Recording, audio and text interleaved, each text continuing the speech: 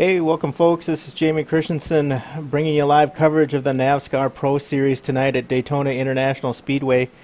2.5 mile track with 4 turns, obviously, 31 degrees of banking. We got some pretty cool temperatures this evening. So in the booth tonight, we got myself and Mike Fair. How's it going tonight, Mike? It's going great, man. I'm looking forward to seeing these guys run this super speedway. It's been a while since we've run some pack racing, so 100 laps here should be a lot of fun tonight. Yeah, I would agree. I know a lot of these guys have been waiting for this race. Some like it, some don't, but you know it's going to be an event-filled evening. Yeah, for sure. And this is the first time I think we've done open qualifying here. We've got about a minute and 50 seconds into qualifying already. The cars are on the track putting down some time, so let's take a look and see what these guys are doing. Yeah, absolutely. It looks like Jonas Hankins is up front there leading the pack with the fastest time, but as we switch over, it looks like Brent Rogers is always fast here.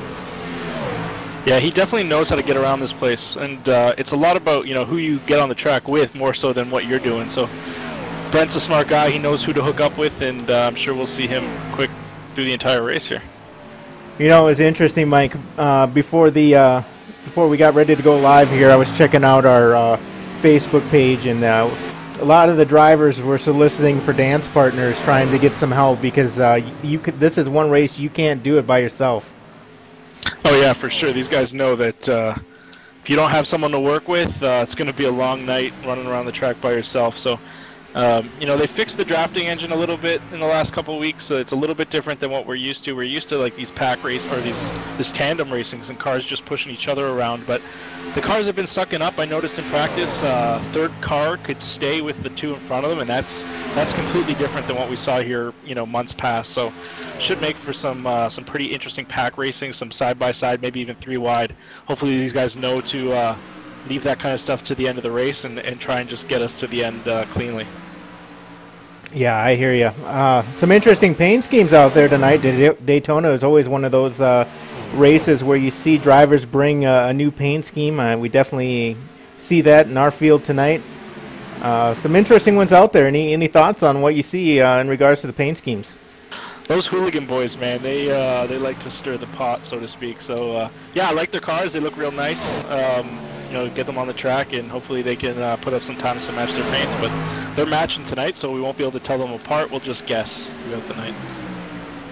Yeah, I seen in the news that NASCAR was handing out or had a trade-in policy. You could trade in your Confederate flag for an American flag at the race. I wonder if that was if anybody talked to these guys about trading in that Confederate flagged themed car for maybe an American flag themed car. Well, it's not Independence Day yet, but it's definitely coming up. So.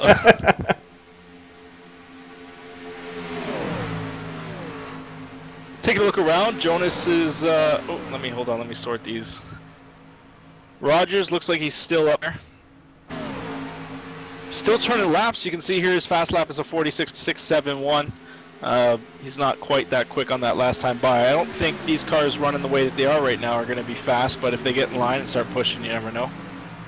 Yeah, I know, and I noticed Rogers is running a new paint scheme out there that almost, first blush, it kind of looked like the old DEI paint scheme, but it's a little bit different. I'm not really sure who his sponsor is this evening, but car looks good.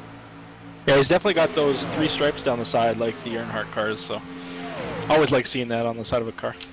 Yeah, absolutely. Well, oh, go ahead. Well, I was going to say, Dustin's back on the track tonight. He's been away for a while, and I want to see what he can do tonight. He's always good on the super speedways. Usually I'm there pushing him. Love to be down there tonight, but he knows how to get around this place too. I don't think he's going to put up a quick time by himself, though. Yeah, I would agree. Normally he's got his teammates out there helping him get around the track, and tonight he seems to be kind of doing the Lone Ranger here, but I'm sure he'll get hooked up with a group there and get a good time in. Well, a lot of these guys have said that they were going to just put down a lap. They weren't really worried about getting up front. They kind of want to start from the back, so.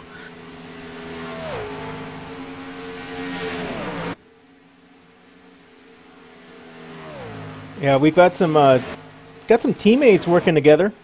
trying to get to the front of the board. Again, I was going to comment on that post on Facebook about looking for a dance partner, but I think that just really goes to show you the importance of a team.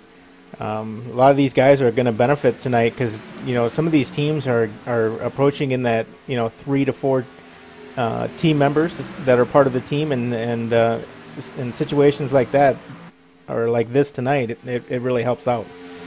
Yeah, I'm surprised that these hooligan boys aren't for a group of 4. Usually these cars are faster as a group of 4. So, these guys have hooked up with the WOW Racing boys, and they're moving up the top. There's a couple of quick times up there. So. Yeah, Andy Ash looks like a new leader on the leaderboard. Yeah, like I said, these guys definitely know how to push. Andy is that pole sitter right now with a 46.275. We still got 3 minutes to go, so these guys should be able to turn about 4 more laps here. Yeah, I don't know. Oh, go ahead. I was going to say these 2 drivers are going to back off. There's no way these guys are going to push WOW Racing to the pole here. These 2. I would agree. So it's a little bit interesting too with some dynamic tire wear that's been built in there. Even with that said, I don't think tires are going to be really an issue this evening. I would be really surprised to see anybody go with new tires.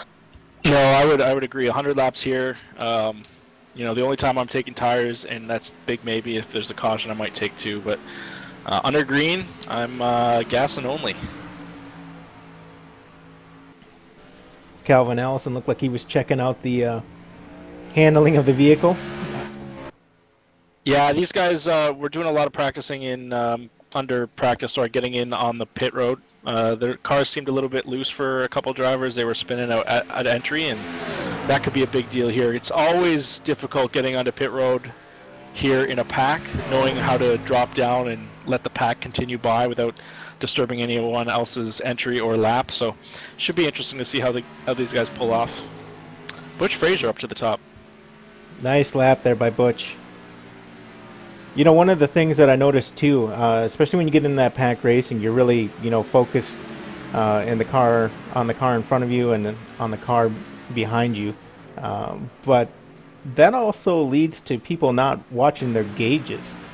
We've had instances in some of our past races where, you are in the draft, the car is going to get hot, and as a result, we've seen people actually blow their engine because they weren't watching it close enough, or they were, and they were pushing it to the extreme. So some things to watch for this evening. Yeah, the gauges are going to start to flash about 3/4 to a lap, hard pushing, those gauges are going to start to flash. Now the engine's not going to blow up right away, but as soon as that gauge starts to flash, you're going to start losing horsepower. So you got to really manage those temps. I think these cars probably can push real hard for a lap and a half, 2 laps before they blow up. So when it gets down to the last couple laps, these guys are going to just ignore those gauges and push real hard. Yeah, and I'm not sure if I want to, speaking of starting positions this evening, I'm not really sure where I want to start out. As we just watched an incident out there on the track, I want to make sure that I'm there at the end for this thing. So I might just let them have at it for a while, but, there is a risk with that we've seen, that we get some green flag laps come in and it causes issues. Earlier, I would have said 2 months ago, I would want to be up front because I wouldn't want to lose the tandem draft. Those 2 guys can push and they can really just gap the field. So if you're in the back and though you let those leaders get away from you, it's going to be really hard to catch up. But now, with the drafting the way it is, you can kind of suck up and get some group pack racing going. So in that case, I don't mind standing near the back as long as the leaders you don't pull away from us. And if we can keep the whole pack in a group, man, I would either start at the back or the front. I wouldn't want to be in the middle. I'll tell you that. Yeah, absolutely. I hear you. And I think, another thing while I was looking into it, I noticed one driver we don't have out here this evening. I know Red Light Racing's a driver short, I believe, or going to be a driver short, as Mike Abbott doesn't, I'm not sure. I don't believe he's in the field tonight. Do you see him in there? No, I don't see Mike here either. I know he's had some feet issues. He missed Red Light as well. So I hope he gets better soon and can get back on the track. Yeah, our thoughts are with Mike, and hopefully he can, like you said, get back out here with us. And looks like we're getting ready to grid up there, Mike.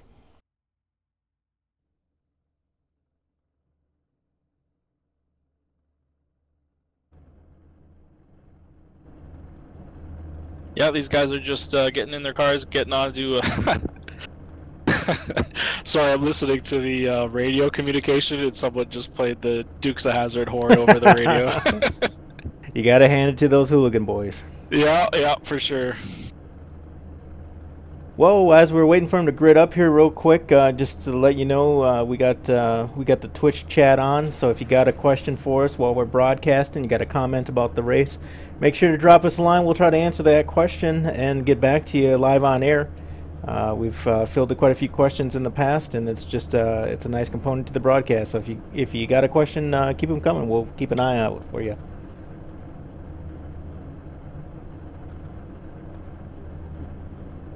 So as we always do, Mike, it's time to pick your guy. Who's it going to be? Man, it's a crapshoot here, I'll tell you that. I think my pick tonight is going to be, just because he's going to hate me later, Raymond Edge. We're gonna see if we can break the streak and have him cross the finish line in first tonight. Ah, nice pick. Strong pick, too. Raymond always excels here at Daytona. You know, I was thinking about Calvin Allison, and I'm really torn between Calvin and our co-broadcaster here, Dustin Phillips. But I'm going to pick two, and that might not be good for them. But I'm going to, well, all right. So my pick is Calvin Allison. I'll stop with the drama. I'm going to go with Calvin Allison as a winner tonight. But I do want to pick somebody that normally doesn't, or at least we don't see him up front or haven't seen him up front here lately, but I think he's got a strong car tonight. He showed it in practice and qualifying here. I'm going with Butch Frazier. Yeah, it's definitely a safe pick. He's got a good shot at it tonight for sure. And if you're going to pick a second, I'm going to pick a second. Someone we don't see up front very often either, Ricky Goodman. He's really good at these super speedways.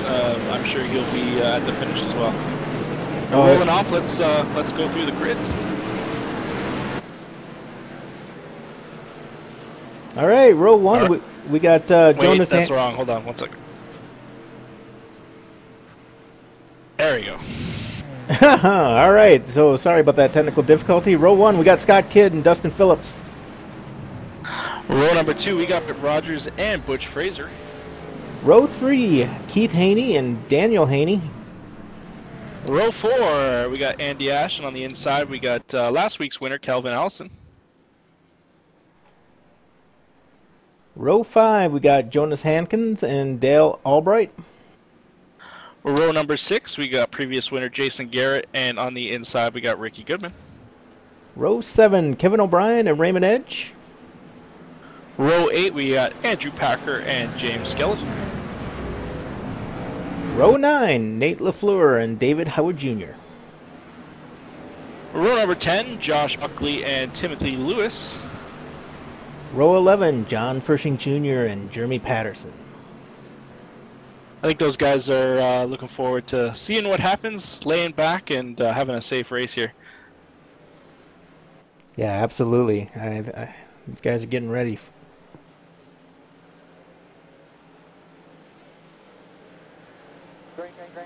A green flag. Let's see how these guys do going into turn 1. Let's keep it clean, boys.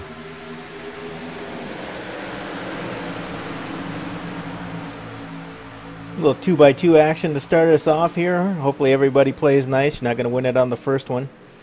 See the field kind of tapering out towards the back, but up front we got some real close action. There's Butch Frazier pushing on that one car in front of him.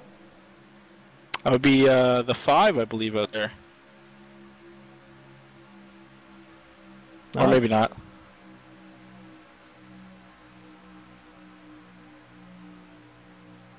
Yeah, I think you're right. I think that is Dustin Phillips there. It is Dustin. He's in a nice little tribute car to me. He's driving a Spy car, so I like that. I like to see the Spy on the car there.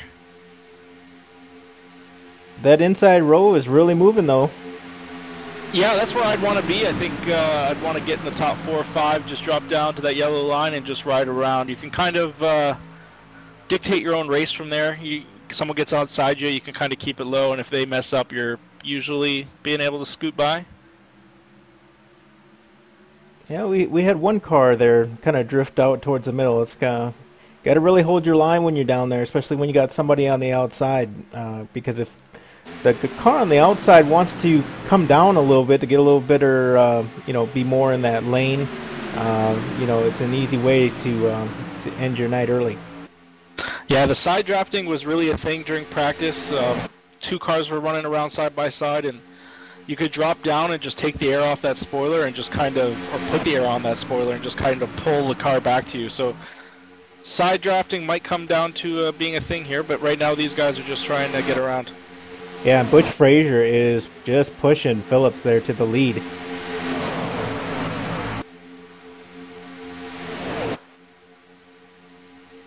Some real good work there between Phillips and Frazier. Frazier's on the outside. Looks like everybody's gone to the inside on him. We've still got about 4 cars there on the top line, so hopefully that'll be enough to keep him up there, but we'll see how it turns out. Let's see what's doing back in the back here.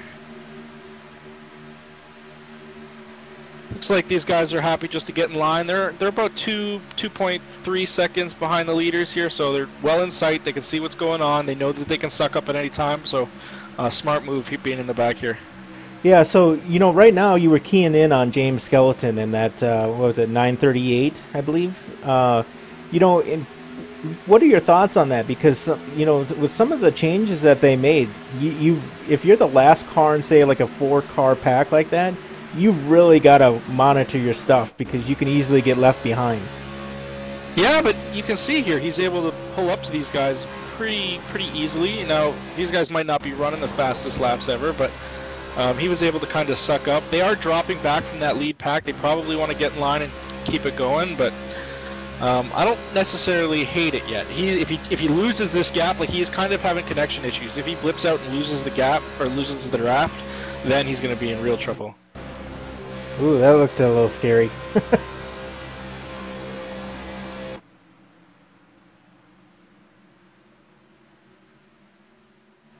Back up front, these guys are still running too wide. I like to see that, though. We're not seeing the cars just break away from each other. That's really what's so enjoyable about this track.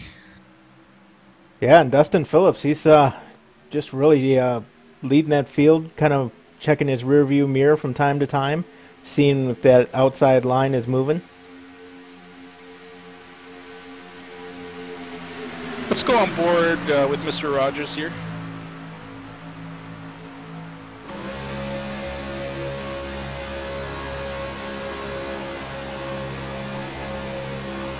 Now, if I know Rogers usually runs a 16-1 here in the steering.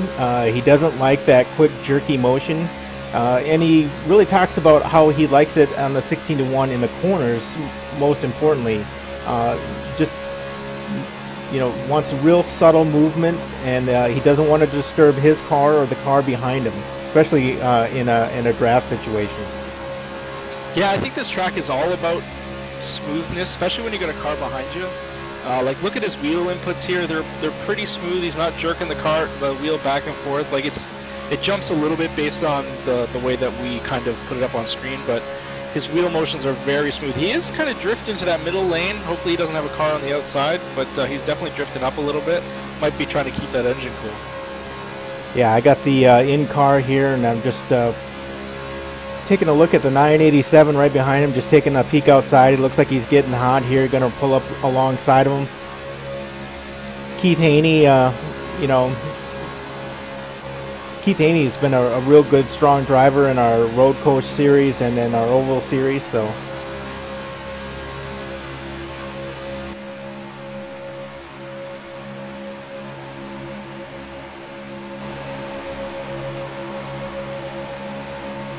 Yeah, some real great shots here from the onboard.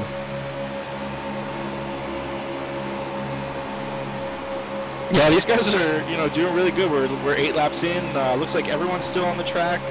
Everyone's within 4 seconds on the track, so all the drafts are still running pretty close. Wow, a little bit of pushing going on here. Yeah, that's real close. If he gets any closer, he's going to be in his back seat.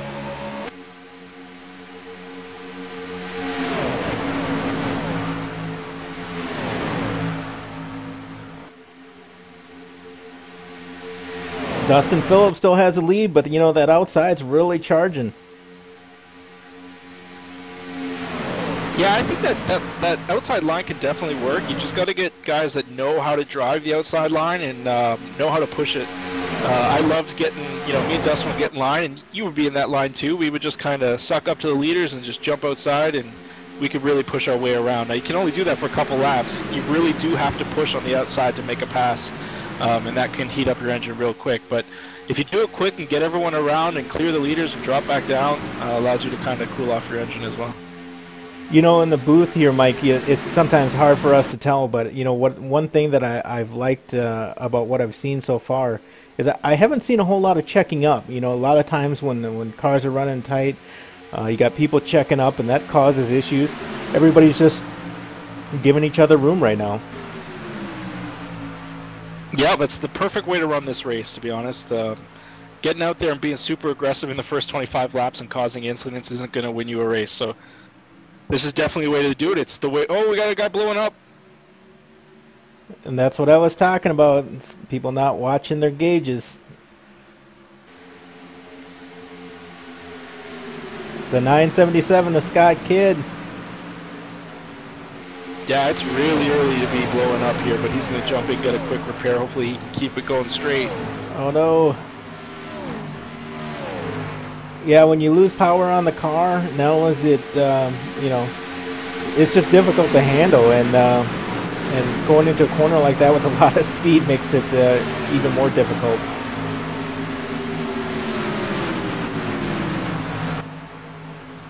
Sounds like he's still under power, though.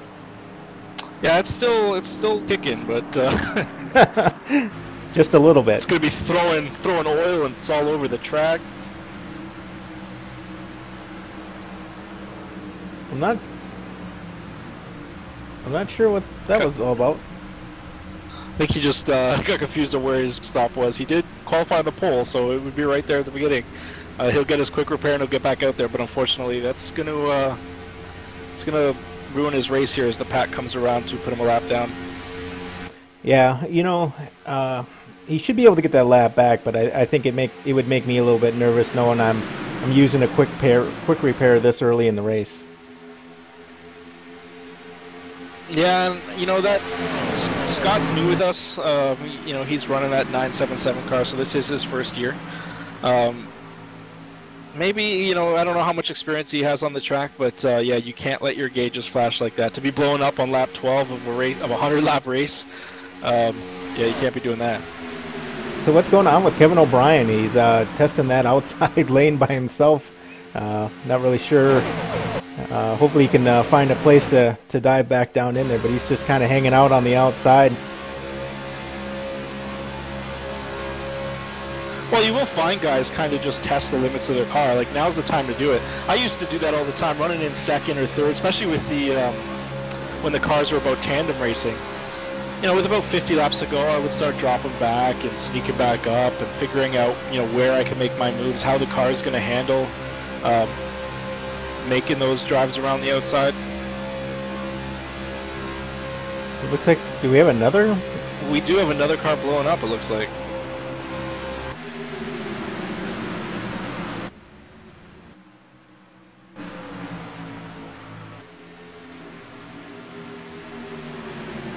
Scott Kidd still, maybe, I don't know if the quick repair didn't repair his engine.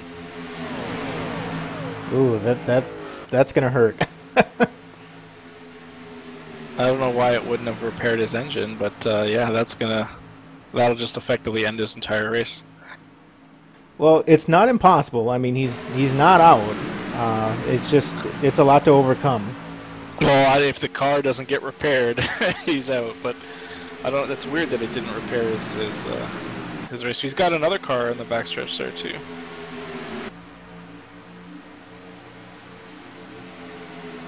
James Skeleton looks like he's off the pace, lap down. He hasn't pit. And the car doesn't look like it has any damage on it.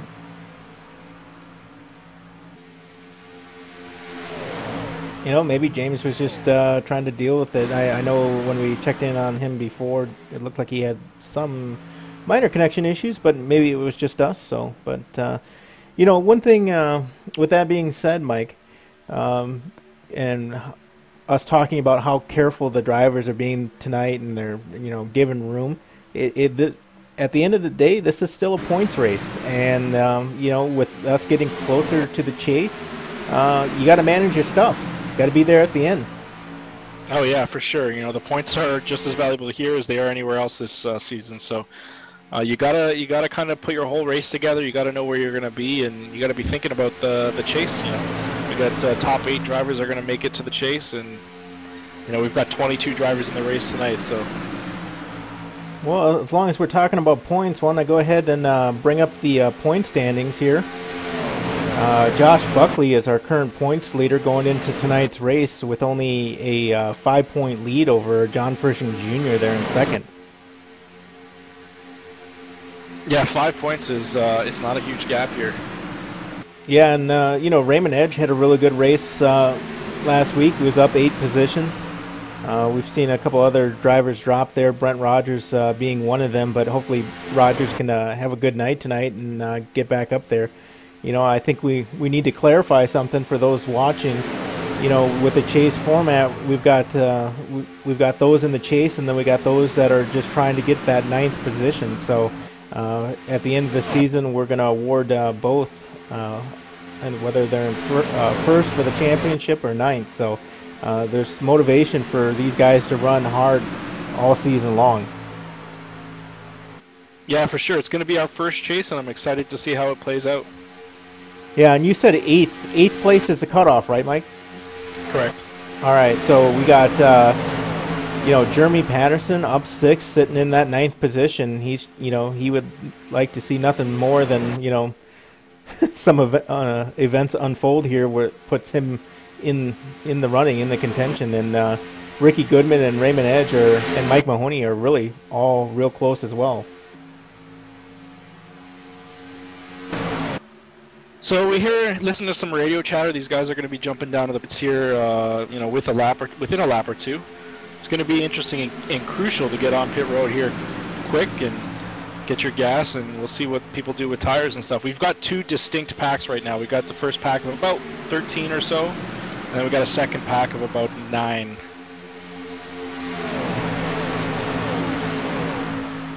Well, if we come in under green, I said I'm expecting just fuel only. Well, it looks like we got a taker here. Looks like Kevin O'Brien. Kevin comes in by himself. That's not what you want to do. Yeah, that's a bold move. We'll have to see how that works out for him.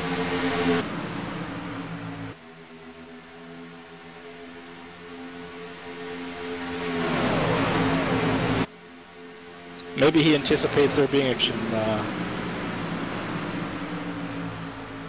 Not sure what the 8's doing there. Yeah, I'm not sure either, but it looked awfully tight. You know, and as these guys get ready to come off the track, they're, you know, approaching speeds in that 190 to 200 mile an hour range, and you know, with a pit road speed of 60 miles an hour, that's bringing your car down very quickly.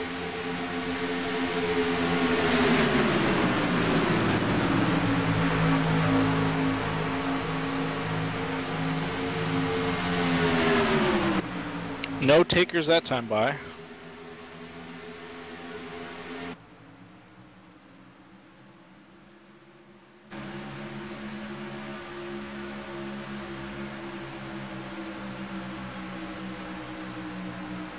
So we got the top 6 there, and if they all come in at the same time, I'm not really sure how well that one's going to go. I think we're going to see takers here. Let's see how they do. Top 3 come in. Uh-oh, somebody's coming in way too hot. Dustin Phillips around.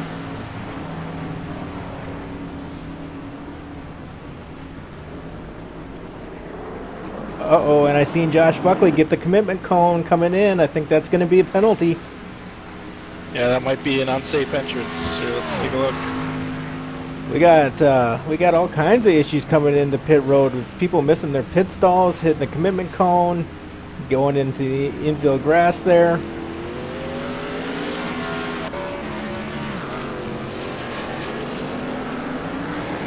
I think Phillips is going to be all right. I know he kind of went around there coming into pit road, but looks like he got a splash of gas and he was off. Now we got these other ones coming in hot too. Hooligan boys coming in hot. Looks like everyone loaded up. That was a lot cleaner than the first group. It'd be interesting to see where everyone is when they cycle around here. Let's see what Cowboy does. I bet no tires here. Yeah, it looks like nobody took any tires. Everyone's just taking gas and they're going here.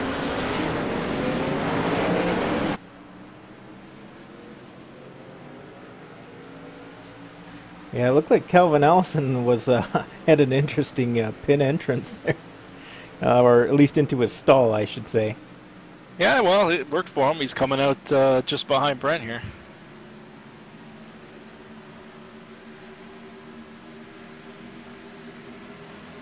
Looks like Jonas is our leader right now, and I don't believe he has pit yet, but oh, he's on pit road, so.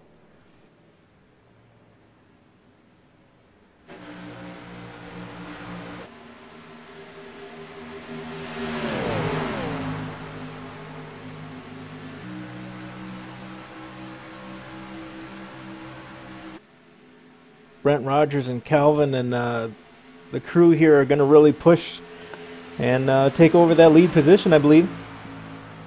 Yeah, they worked that one out. Jonas might be back on the track. Yeah, he is up to speed, so these guys will probably blow right by him. They're about 3.5 seconds back here. If Jonas is, if he times it right, he might be able to jump in behind these guys, but he's going to have to really get up to speed and time it perfectly. So I'm looking at our TeamSpeak server here, Mike, and I'm seeing some teams formed up, and I'm seeing more people in that WoW Racing than I've seen in quite some time. What do you think's going on there? Yeah, there's definitely 6 drivers in that team. They are not all on that team, but it looks like they're just kind of communicating. We got 6 people in Hooligan as well, so. Yeah, tonight seems to be more about the alliances as opposed to the team. Looks like Jonas was able to pull that off. He got on the bottom there. He made those guys go around the outside to slow him down, and was able to keep that draft. That worked really well for him. Yeah, it's good to have that communication out there to avoid incidents.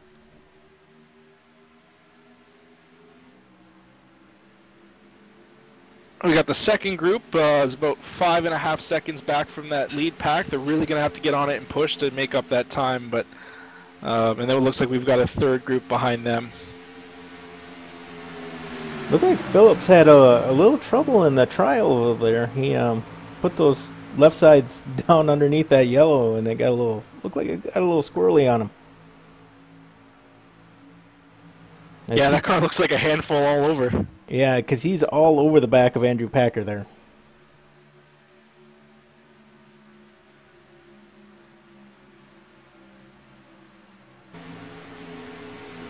And that group in front of him, you know, with John Frisching Jr. and Josh Buckley and Nate LaFleur, you know, those guys, you know, they're definitely going to keep their pack together, but I don't think they're going to lose any sleep if they lose anybody behind them. No, for sure.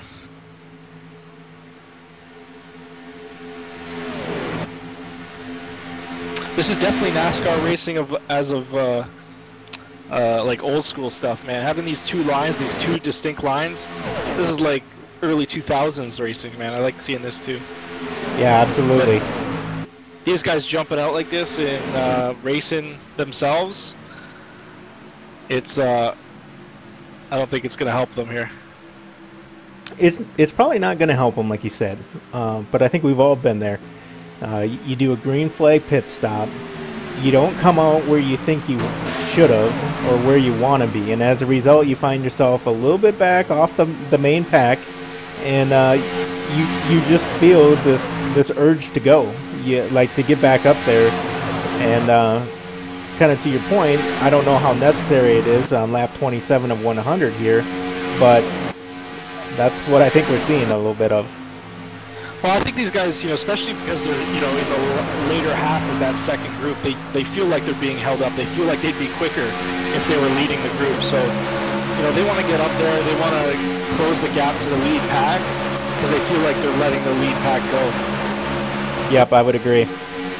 Now, they are closing. That said, they closed that one lap. They closed about half a second to the lead pack. They're down to 5.8, 5.7 seconds. It is closing. So if these guys keep it in line, they should be catching them here in about 10 or so laps.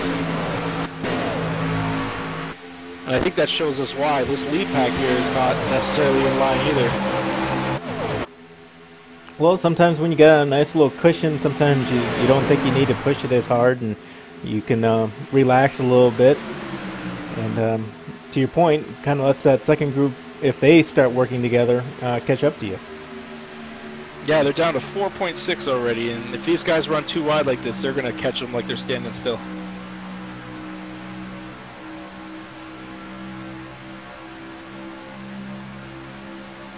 But with that being said, those guys are probably pushing pretty hard, and they're coming and they're working together. But as we can see here, Allison isn't pushing Rogers. He's keeping the car cool. And when they get close, he's probably going to put the hammer down and start pushing Brent a little bit and get that pack going. Let's compare these two. Look at those gaps, right? Look at the gaps between all those cars. Now let's jump back here. There's no gaps in between these cars. No gaps and checking up and bumper to bumper, and there's some rush hour traffic back there. Let's jump on board here with Josh and see what he's looking at the front room or front window here. Can he see those lead?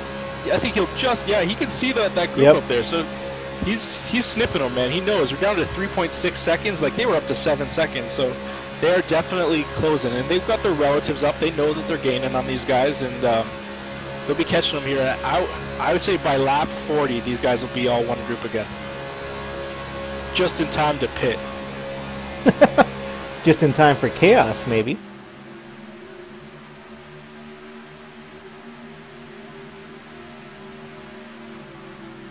But there's definitely shows the difference, right? Definitely shows the gaps in between the cars here.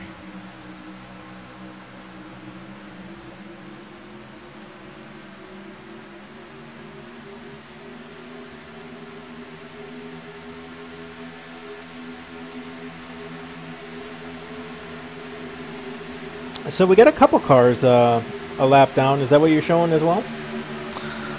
Yeah, I've got Daniel Haney a lap down, Scott Kidd 2 laps down, and Andy Ash is 6 laps down. I believe Andy is the one who kind of went full belt into that inside wall on pit entry. I'm not positive though.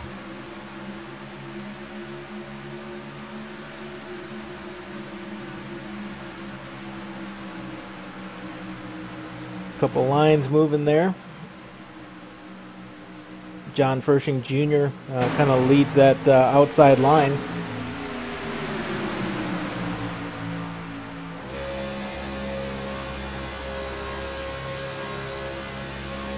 And I believe right behind him he's got the 914 of Tim Lewis. So he's got teammates all around, and they're definitely making their way to the front here. Is to your point, what you just mentioned earlier, every time we go on board with the second pack leader, that group up front just gets closer and closer. Yeah, did I say lap 40? I meant lap 35. That's what I meant. Actually, at this rate, I think I beat lap 33. they're second back now. They're gated almost a second a lap, so they'll be right on him here. Let's ride and see here what he does, because he's going to catch these guys like they're standing still. So this could get really hairy. Well, it's probably not helping him that he's got a car on the outside. It looks like who is that on the riding high? I can't see it. Oh, I just heard him back off. That was a smart deal. On the outside, it looks like it was Keith Haney. Kind of let Keith Haney by. But Keith Haney, what is he going to do here?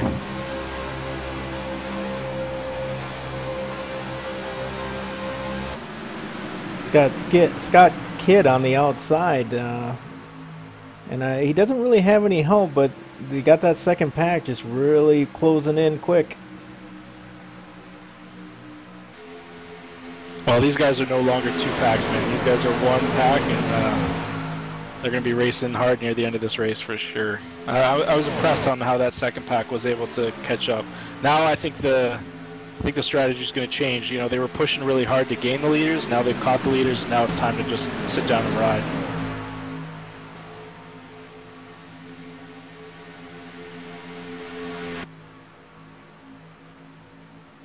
So if you're the guy out front and you're leading the pack, you're probably not getting the best gas mileage. And with that being said, if you're the second pack, you probably burned all kinds of gas trying to get up to these guys. So it'll be interesting to see how this one turns out. Yeah, I think, you know, you're right. You're absolutely right. You're going to be burning more gas running in the front of a line, probably a full lap or 2 more than the car behind you. But do you remember what lap we pinned it on? We pit around lap 21, didn't we? Or am I wrong? It sounds right. It's in that area.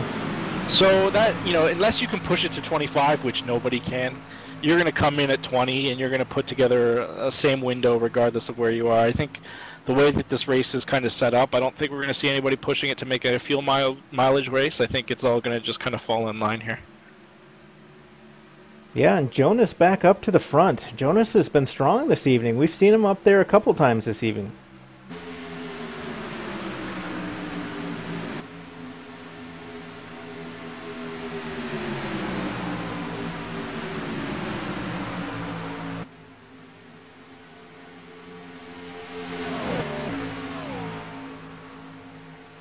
You know, it looked like he fell back to 11th there, but after the field kind of cycles through, he's found himself up front. It's funny that these guys have kind of split back into 2 groups again.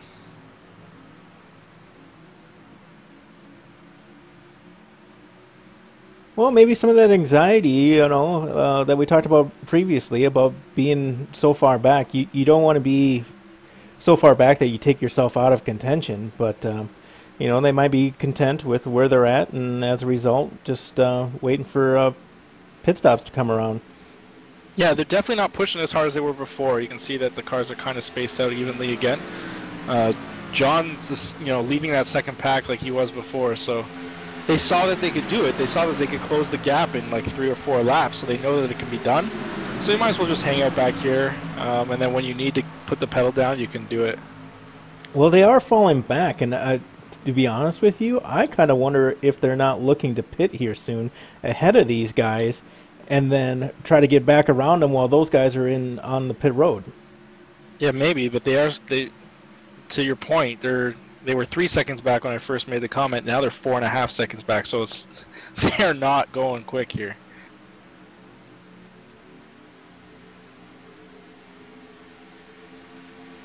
You can't. I don't think you could make 5 seconds up on a pit stop. So. Yeah, especially with none of these guys taking tires.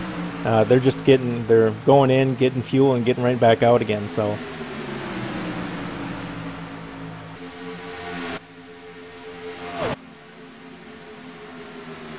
You got to really hand it to these guys, though. 38 laps, no cautions, a lot of give and take. Just kind of speaks not only to the drivers but to their skill set and just driving with each other week after week. That's one thing that we really try to promote here at the NAVSCAR League is consistency and working and honing on your skills, and also collaboration with other drivers. Yeah, for sure. You know, typically this race, if you jump in one of these races on a public forum, yeah, you're not running 10 laps, let alone 38 laps without a caution. So these guys definitely know what it takes to win here. not to say that I don't think we're going to get a caution. I do think by the end of this race we're going to see at least one caution, but that's expected. You know, these guys are going to race hard. I'm sure we're going to see a big incident, which is going to bring them all back together, and then maybe we'll see another one. But that's just what makes it exciting. So, so far I'm really impressed with these guys. Okay, here we got 3 packs now. We got a first pack, we got a second pack, and then we got a pack that's coming up to be put a lap down here. And with pit stops coming up, pit stops, you know, are that X factor. You might be running good out here, but every time you got to come in and you got to drop that speed quicker, you've got to coordinate that ahead of time. You've got to, you know, one guy's going to call the high line, one guy's going to call the middle, and one's going to call the low if you're coming in with 3 cars. You've got to know where that driver, you know, in front of you and behind you is going to go, or you're going to end up taking him out. Yeah, communication is definitely key here. You know, something we promote. Talking to your drivers around you, letting them know where you're going, letting them know what you want from them, especially as the leader. You know, if you're closing up on a lapped car, and you tell him where you want him to be, and hopefully he's going to go there for you. You know, and you called Ricky Goodman, you know, as your second driver this evening, and he's having a heck of a race right now. He's, you know, staying up there with that lead pack. His car looks strong. He's just trying to keep that car out of trouble, keep any damage, you know, from bumping too hard or whatever the case might be. But yeah, strong car tonight. Yeah, he definitely, you know, he races these super speedways better than I think he does any other tracks on the circuit. So he does it really, really good, and he knows what needs to be done. So he'll ride around here until it comes time to go, and then he'll try and push someone and get in front of them. So we'll see what happens here. It sounds like these guys are talking about coming in to pit again here. So as they're getting ready to do that, let me just quick put out there, if you got any questions, let us know. We're on the Twitch chat. We'll be more than happy to answer them during the broadcast. So got some takers here. Somebody gets left out. Those guys are real hot here.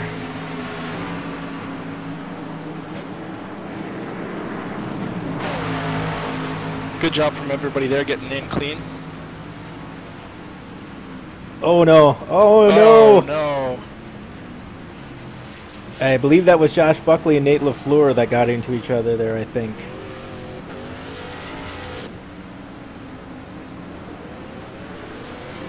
Well, that'll use up a quick repair.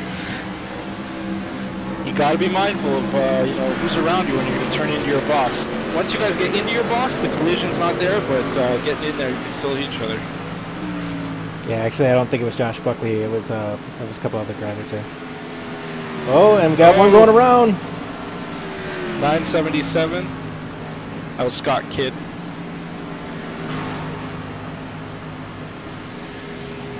Looks like he was able to miss everybody there, but he's already used up a couple quick repairs, so I don't know if he's going to have a car that's going to keep any speed.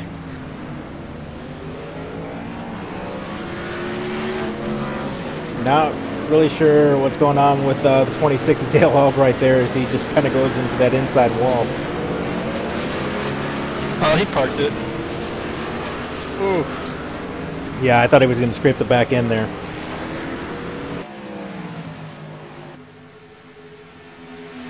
And Jonas, once again, goes a lap longer than everybody else, comes in on his own. Hopefully he can pull the same thing he pulled last time and catch the pack again when they come around. Yeah, kind of a gutsy move to come in by yourself like that. Hopefully it works out for him. Hey, you know, if I'm him, I saw those guys diving to pit road, I saw people spinning out, I saw people hitting walls. I think I'm going to go around again, too. I got a 2-car pack. First time we've seen this so far this race. Jason Garrett, Calvin Allison running second, third, but they're about to be take that lead position here. Everyone's kind of spread out, but it looks like we'll see Ricky catch up to Brent, I believe that's in front of him. And they will, they know how to catch anybody, so they'll get back up to the front, no problem. So I bet Raymond Edge is going to be pretty happy that you picked him, but... Yeah, don't tell him I don't, please.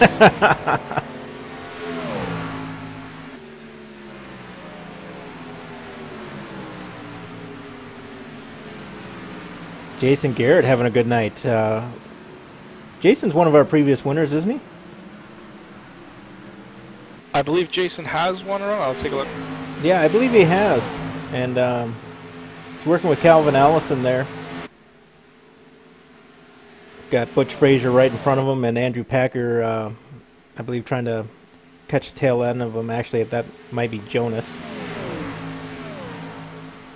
Yeah, Jason, he won the race at Bristol, so yeah, good. Still, he can do it both on the short track, and he's you know, in good competition here on the super speedway as well.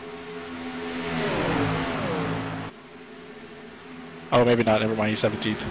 No, Garrett, Jason Garrett. Never mind. He's leading the race. Yeah, leading the race.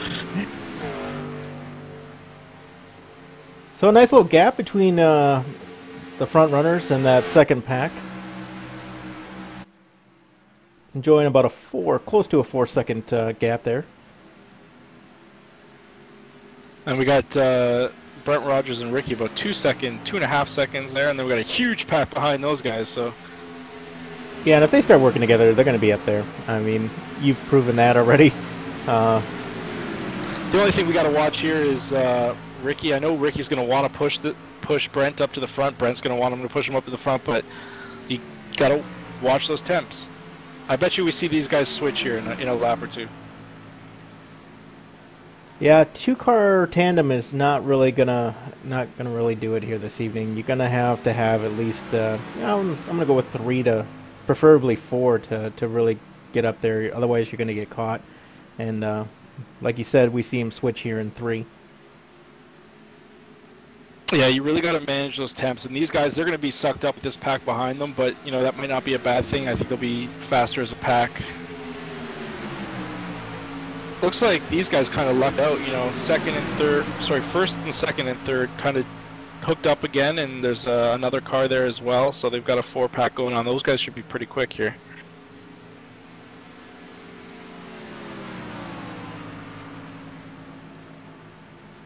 So correct me if I'm wrong, but I don't think we've had anybody really take tires, have we?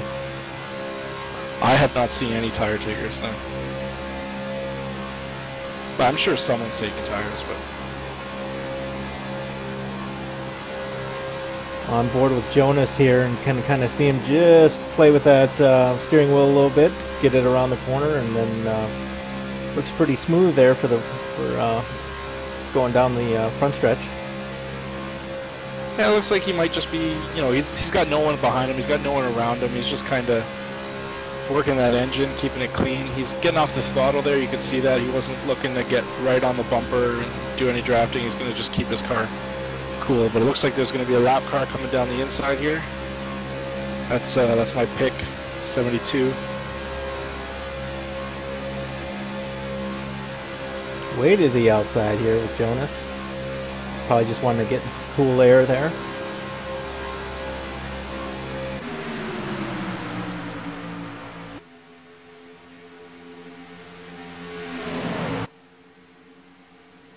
And that second pack looks awfully close.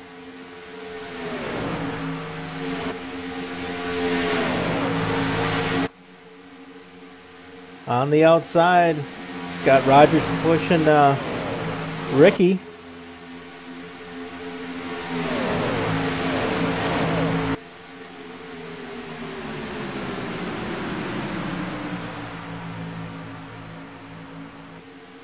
Definitely see the speed go up there as Ricky's catching that draft, and as a result heads to the outside carrying that speed.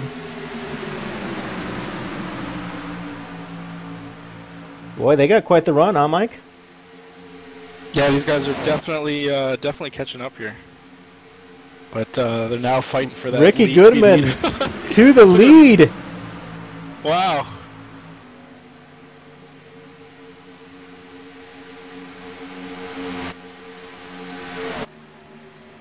Oh no, Rogers into... Oh no, it looks like the big one. Caution's out, save fuel. Caution's out, save fuel. Rogers just gets in underneath of Ricky Goodman there and sends him around.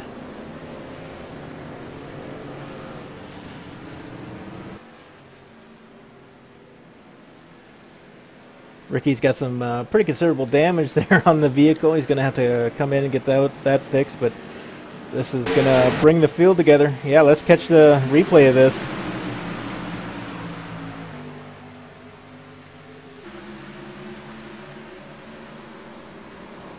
Ricky was just running that outside just a little bit higher, and Rogers with that speed got underneath him maybe quicker than he thought or that Ricky thought, and as a result, we've got cars around and we got cars with damage, so we're going to see some guys use some quick repairs, which I don't think they were looking forward to doing this early in the race, considering we still got a half to go. On board with Rogers now.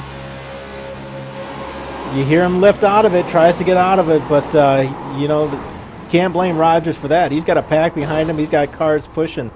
So just an unfortunate situation there, kind of a product of draft racing and when it's tight. So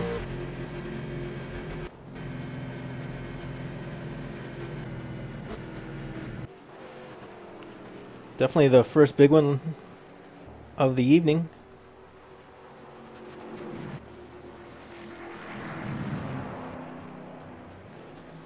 And looks like Dustin Phillips is going to be our leader underneath the caution here.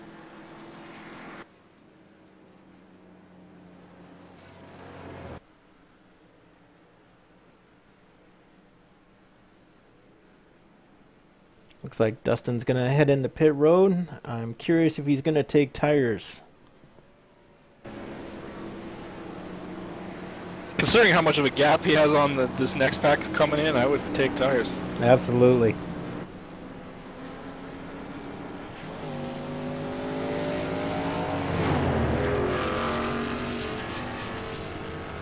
Yeah, we knew once the guys got together we were going to see some pack racing, and that looked like just a combination of different things. It looked like Ricky kind of let the car drift up a little bit and tried to correct it, come back down, and Brent just kind of closed the gap because of the way that he was moving around. So can't really blame either of them, but yeah, it's unfortunate to take out the entire pack, like literally the entire pack.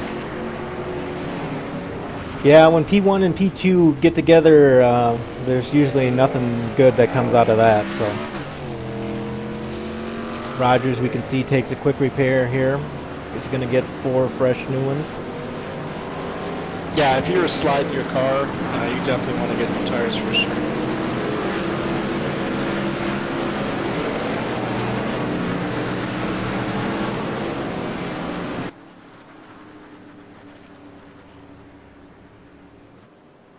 I'm just gonna go get a statement from these guys and.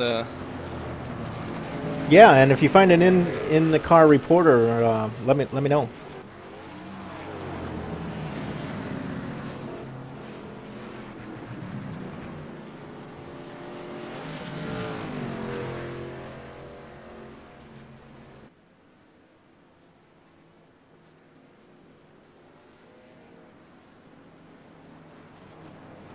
So while we're under caution here, real quick, give you guys some more information about our league. Why don't you go ahead and check out NAVSCAR.com. That's NAVSCAR.com. You can sign up there and fill out the application, and then go ahead and head over to iRacing and request to become part of the league. As you can see there, we got Red Light Racing up. That is our sister league that we run with. We got a lot of drivers that run in both leagues.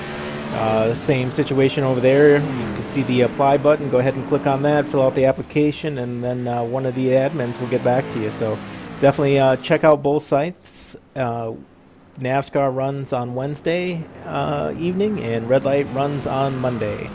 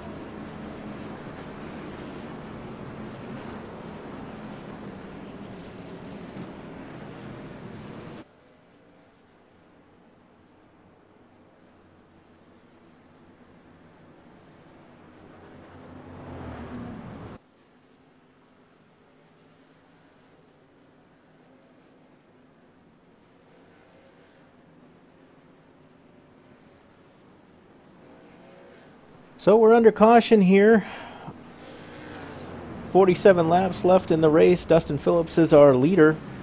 Calvin Allison, who was in the P2 position, came in. Looks like he came in to get more fuel or tires or just a pit period. So that will move him towards the back of the pack and really put Dustin Phillips and Keith Haney and Jonas Hankins all in that top 3 bracket there. All right, just talking to some guys there, and everyone just you know, sees it how it was, man. Just an incident. No one's too upset about it. No, completely understand. Got the pace lights or the lights off on the pace car. Got a. Are we missing a bunch of cars here, or is it just me? Well, some people are doing some different strategy. You know, we had Calvin Allison go from P2 back into the pits. Might be going in for some fuel here.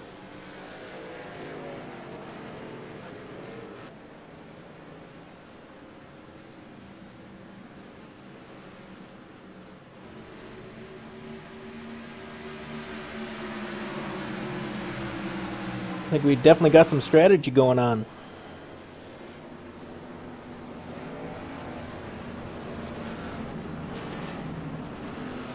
One person I haven't seen up front all night, and I don't know if he's just kind of hanging out in the back waiting for the end, is Jeremy Patterson. You know, Jeremy's admin over in our sister league and Red Light League, and I know he runs that Oculus Rift when he's driving here.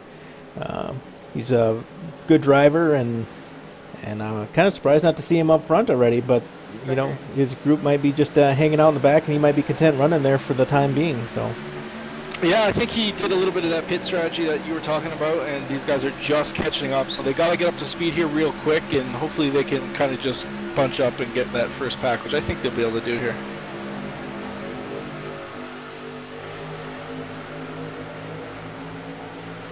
Looked like Jonas was having a little bit of a time trying to stay with that pack as he falls from 4th a little bit further back in the field.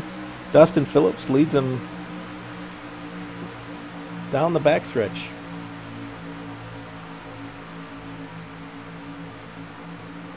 I'm sorry, that was Andrew Packer that was having a problem on the outside there that fell back. Jonas obviously in that second position, pushing Dustin to the lead to lead another lap here.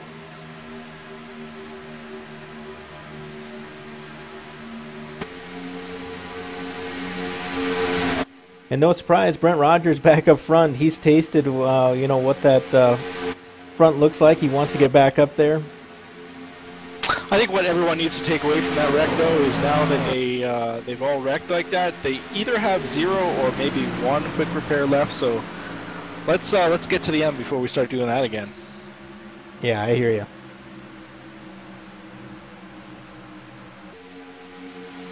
Looks like Keith Haney wants to push Jonas to the lead. It's all over the back bumper. You can't get much closer than that.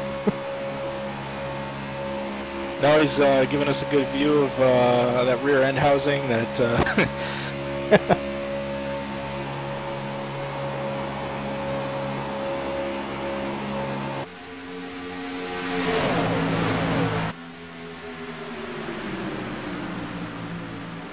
Phillips able to hold him off on that inside line. That inside's always fast, but I'm glad to see that outside line working finally. Yeah, I like the inside line because if you get a good team together, you guys know each other, you can kind of dictate what the outside line does. You can, you know, when you see these guys inching up on the outside, you can start pushing harder and gap them a little bit. You can kind of keep them where you want them if you have a partner that you know does the things that you're looking to do.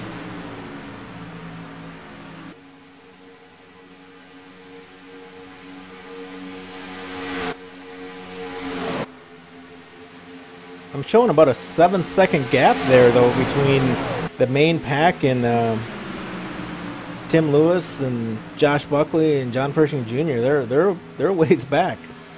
I only got them at 3 seconds back, 3.5 seconds over the lead group. I think James Skeleton is about 3 seconds back, but I think Tim Lewis and that other group is you're right. Yep, further back than that. Yep. I thought James was leading that second group, but he's kind of on his own there. Yeah, so these guys didn't quite get back to the pack when they got going, and they took a little bit to get sorted out. So most of these guys run together, so we'll see them hopefully get in line and start pushing. Yeah, absolutely. But you know, one thing to point out though, we've really seen WoW Racing with Josh Buckley, Nate LaFleur. Who else is in there?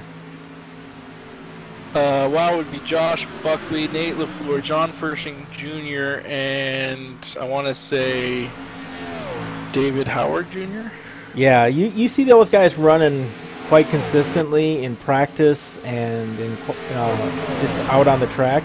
Like we mentioned earlier, we do see a few more guys in that channel.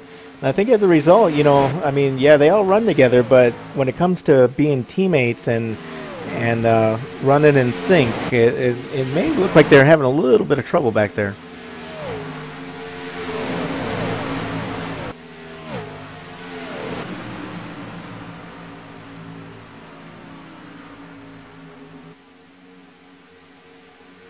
See how these guys can navigate this lap car. Is that Nate LaFleur?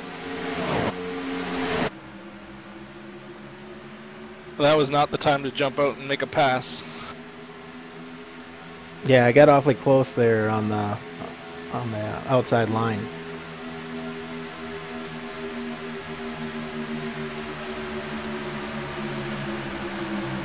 Yeah, it's funny because these guys were communicating as well. I heard them say, "Hey, let's stay single file, let's get by this lap car," and then a couple guys took the opportunity to jump out. And again, it's not what you want to do when there's a car slow on the outside, but they all managed to get through it. So what do you think? We got, I believe we got 2 pit stops left, don't we? Yeah, probably right. You're probably about 2. I don't think anyone can stretch it here. Of course, we did have some guys obviously playing some fuel strategy, going back into the pits. I'm not really sure what that gains them. You know, a couple laps at best. And at the end of the day, you know, I think the hope and the intent is that when the front pack pits, it will be, you know, 3 to 5 laps before they have to, and I think they're really hoping to get a big enough lead that that initial pack can't catch up. I'm really impressed with Butch here. He was driving around these cars on the outside by himself, and now he's got a power car here. This car's moving real good. It's unfortunate he's a lap down, but maybe he's trying to get around these guys to get his lap back. But ooh, this could get hairy right here.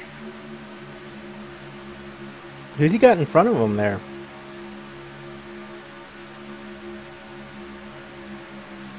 I believe that would be the 73 of Jason Garrett, also a lap down. Yeah, so those guys are trying to get back on the lead lap and definitely doing some side drafting there as Jason was real close to Keith Haney. Yeah, Butch wants to get around Jason there. I'm sure he wants to be the first car lead lap, or first car in the lead lap. But if they can both just get by the leader and lead the pack, then they'd both be taken care of if there is an incident. So. Yeah, I think Butch is really going to have to put that bumper to him to really get him around, and I'm not sure if they're going to be able to do that. We got another slow car here, so this could get hairy right here. Yeah, he's kind of running in the middle of the pack. He goes high, and that's good. That was real close. Yeah, Scott has some major damage. And we see Dale Albright. We got a car. Looked like he was spinning and going to go around. That was Kevin O'Brien that was able to keep it under control, keep going straight. Yeah, he did collect it. That's a tough thing to do when you're at 190 miles an hour.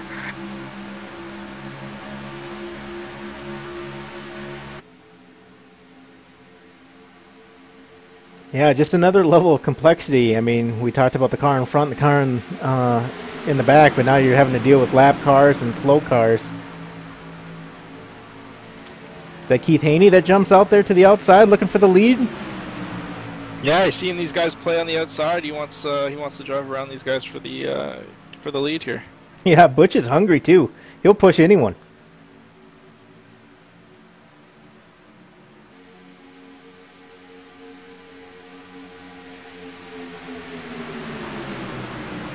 Jonas with a slight lead here.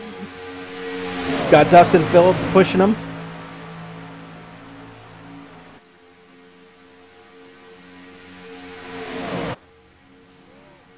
I think with Phillips pushing Jonas, I'm going to say that outside line's going to have a heck of a time trying to get around these two.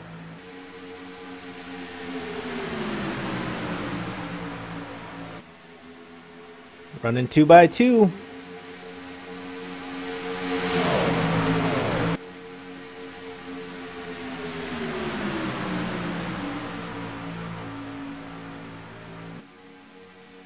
Rogers tucked in behind Phillips. Phillips behind Jonas. Jonas leads him into 3. Yeah, you can see Dustin is really like controlling their speed there. He knows he can push them. It basically shuts down that outside lane. But it looks like he's deciding he might want to go around the outside here. Yeah, or he's just hot. You know, I mean. Yeah.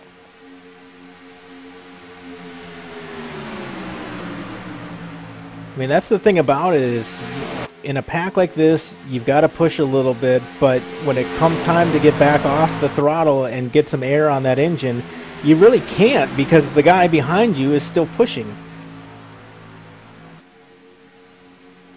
You see Dustin putting half the car out there, trying to put some air on that engine. Looks like... Yeah, you can also decide which temps you want to cool. One side is oil, one side's water, so you can kind of play with it and figure out what's going to blow up and what's not. But you can definitely see he's keeping a nose outside there. Yeah, Keith Haney, he's hoping somebody jumps to the outside here to get some help, and there he gets it, because he was going to probably find himself going backwards because you can only side draft for so long. Yeah, you don't want to be the only car on the outside there for sure. Get some help from Raymond Edge. Yeah, Raymond's also a couple laps down, so these guys are just kind of having some fun up here. Yeah, we're getting into that almost 30 to go. I still don't think that's the go time yet. I'm expecting them to be in that anywhere from 15 to, I don't know, 7 laps to go. I think it's going to get even more interesting. But we got some good racing right now. I don't think you go until you pit for the last time, and these guys still have at least, I would say, 1, possibly 2 more pits, depending on how far they can stretch this run.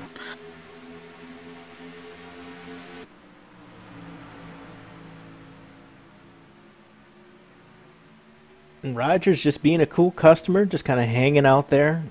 He could have a run if he wants it, but you can see he's. I'm almost positive he's not 100% into the gas there. He's just kind of moseying around.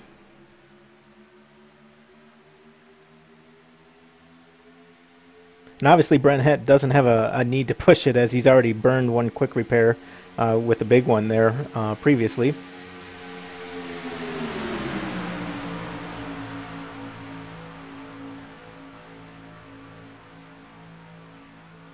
This could be a big night for Rogers from a point standing if he can keep up there in the top 5.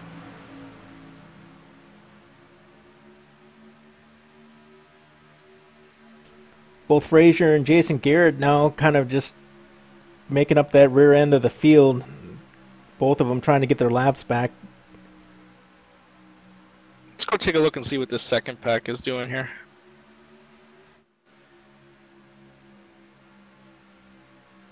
Wow, 12 seconds back. They are, I'm not sure what they're thinking back there, but hopefully they've got a strategy worked out.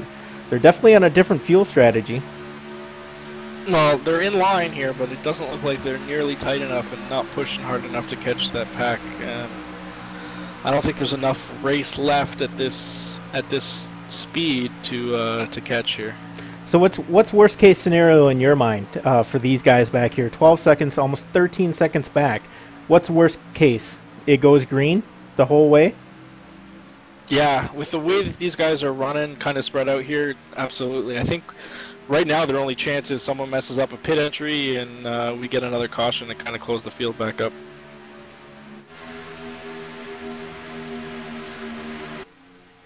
Well, still running 2x2 up front.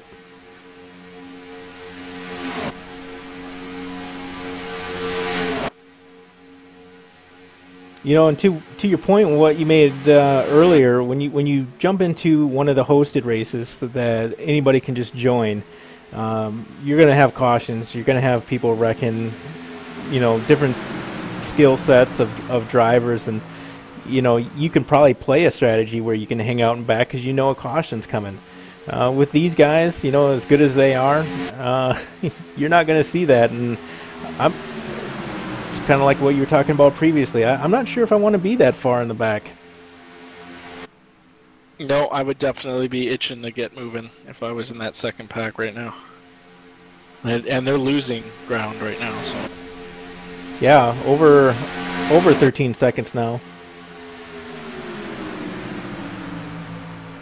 Keith Haney has been outside for the last 10-15 laps by himself with one other car, doing it alone up top.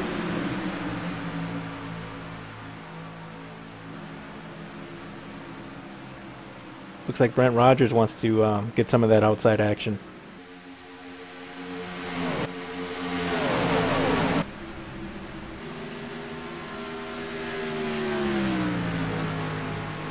Looked like Scott Kidd again was back in pit road, and here we got him coming in. Oh, Haney's gonna lose it.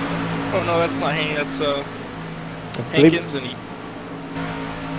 think it was Jonas, but he collected it. I wonder if these guys all gonna get in and out without speeding here. It's key that these four guys stay together. So let's see what they do. Oh, Haney, rough pit entrance there. Yeah, you don't like seeing them lock up, especially when you're not taking any tires. Let's see these guys get out. These are going to be some dirty old tires here. So.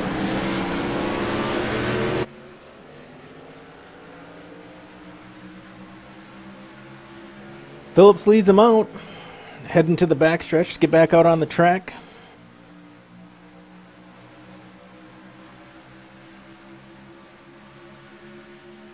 Looks like Ricky just might be able to catch him here. He's got to motor it. Yeah, he's really got to get on it to get catch that draft.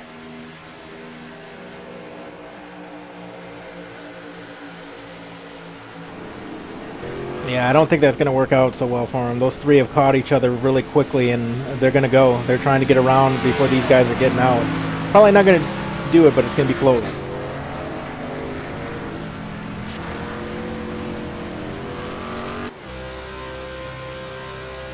Yeah, just judging by that gap, that's a little bit more than you want to see when you're by yourself here. Yeah, and when you don't have a teammate out there, you know, sometimes they'll drop back and pick you up, you know. But they may want to pick them up. You know, they just came around that other pack, and so I still think they're sitting pretty good. You know, if Dustin was on the end of that line, I guarantee you he would drop back, but considering he's leading that line, yeah, he might not.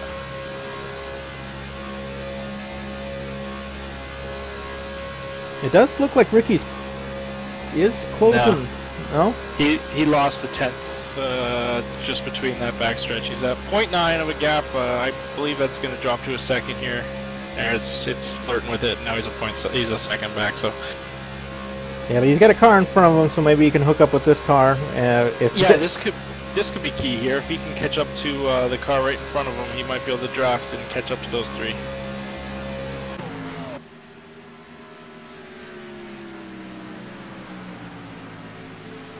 Looks like Calvin's just exiting the pits there. He is in first. These guys are going to catch him here real quick.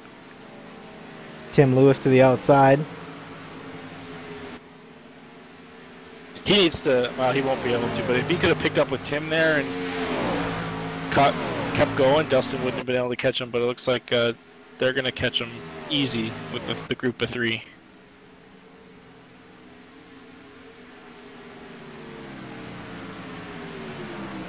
Did Calvin come in by himself?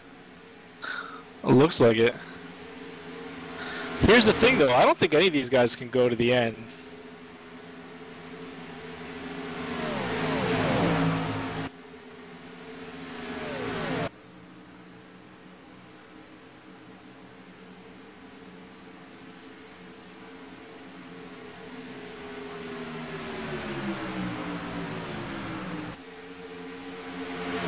And looks like Ricky's got a dancing partner, and he's about 2.5 seconds back, but they're not too far back now.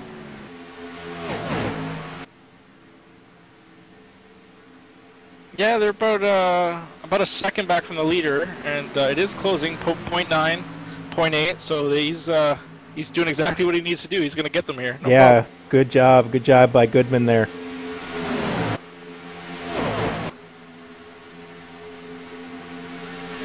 It's always nerve-wracking as a driver when you go in with a group and you're the last car and you can't catch the draft. You just feel it in your gut. It's a terrible feeling. Yeah, you definitely want to do whatever you can.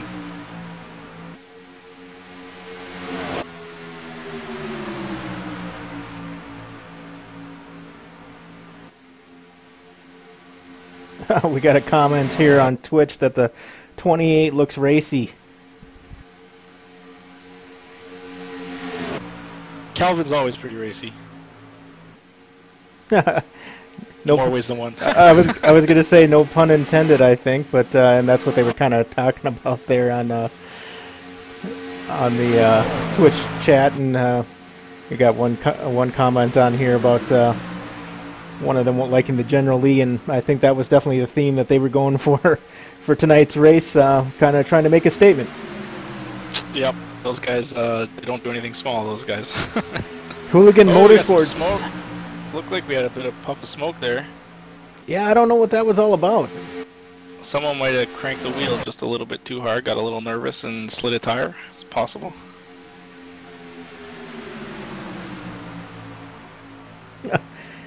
So somebody wants to see somebody race the number 10. You know, that's an interesting number, and we have not seen anyone choose the number 10 in either our league or in our sister league. But I hey, wonder why that is. Yeah, I don't know.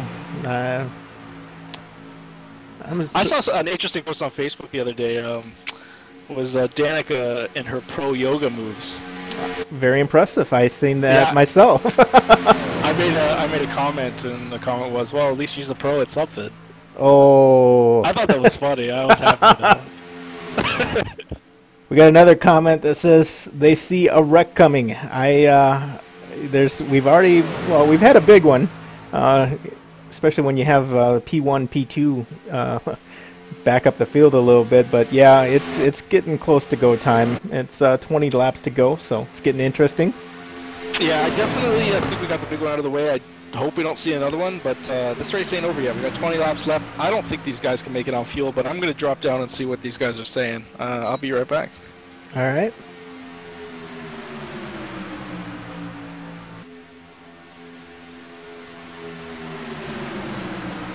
And we're not trying to diss Danica, but you know, Mike's got his own his own flair about him. Hey, I love Danica. Just yeah, we'll keep it at that. Oh, somebody's saying we don't have anybody running the 48 car. We actually did, and that driver couldn't race the whole season, so I think that number's tied up.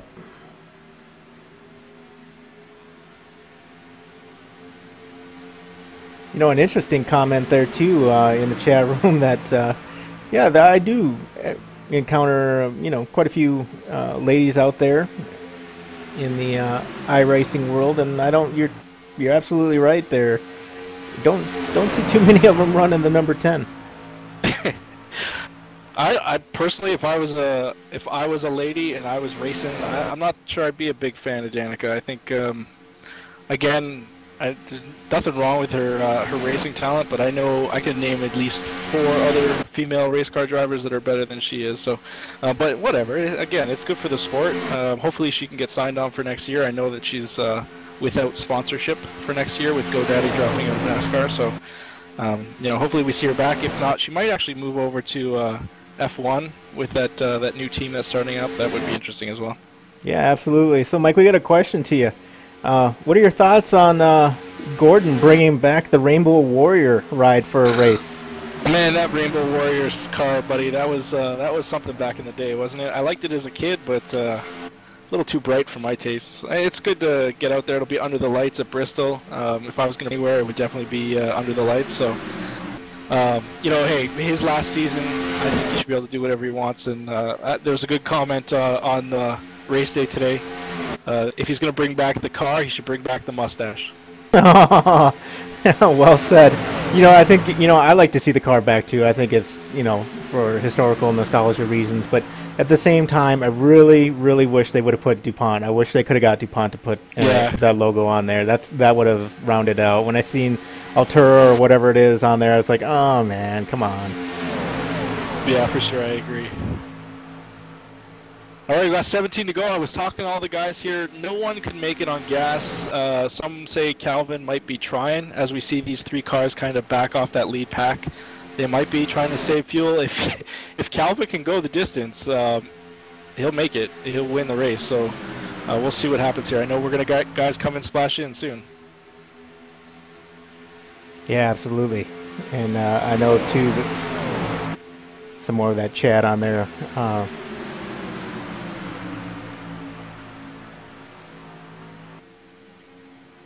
Hey, you might be right. They're both paint companies, right? Yeah, and that's what they're talking about on chat and saying that that used to be DuPont, but I'm not too sure on that. Could be right, but I still think they should have threw the DuPont logo on there. Still looks, that's the classic look, but enough of that. 16 to go. Keith Haney's our leader. Jonas Hankins right behind him with Ricky Goodman, you know, rounding out that top three. Yeah, I like his position here, man. I don't want to be leading the race coming to the checkered. Well, I do want to be leading the race coming to the checkered flag, but I don't want to be leading the race coming to like 3 to go. So I like his position here. If he can get a nice, clean, smooth pit, we'll see what goes on here. Yeah. I've never liked leading the last 5 laps at Daytona, but recently the leader has kind of been able to hold off. What do you think? What do you feel is better? Nah, I hear you. I think if you're in the third position, you got a car up close, and you even got a couple cars up close. You can make that outside line work, and you can give them a run for their money. I think the third car is honestly in the catbird seat if he's got help. If not, you know, yeah, that inside line's going to take it. Yeah, it all depends on if you think you have someone behind you that's going to jump out and push you to a win. That's key, and not everyone is willing to do that for sure.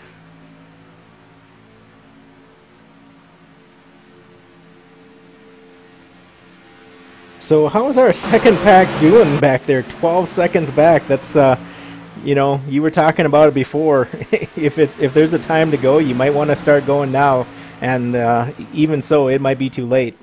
My only thought is maybe the whole pack is trying to save gas. Oh, but, that's a stretch. I don't think that's the case. So. Yeah, you're hoping it wasn't a critical error in judgment, or, you know, I mean, it's not really our place to make that call, not knowing the communication amongst that team. But man, you just got to kind of ask yourself, what in the heck is going on with being that far back? And those guys are strong drivers. I mean, those guys win races left and right, and you just to see them 13 seconds back off the leader, it's just it's kind of hard to deal with. Yeah, these guys don't look like they're saving fuel, so yeah, hopefully they can put something together here. But it might be a 4 or 5 car race at this point. Oh no! I seen. Caution's out there. Rogers gets into the back of Frazier, and caution is out with 12 to go. Brings the field together. It's gonna get wild. Yeah, well, that's going to change this entire race right here. Yeah, and what I really hope we don't see is them end under caution. I'm really hoping that we can get this under a green flag.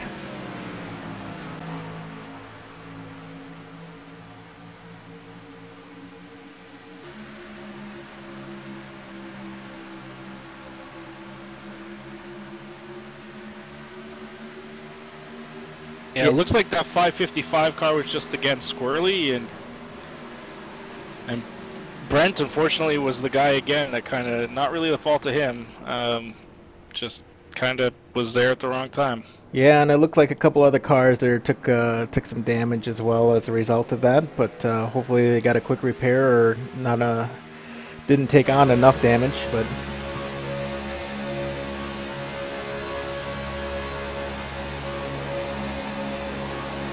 yeah, he's looking like really squirrely, but he's because he's pushing real hard. But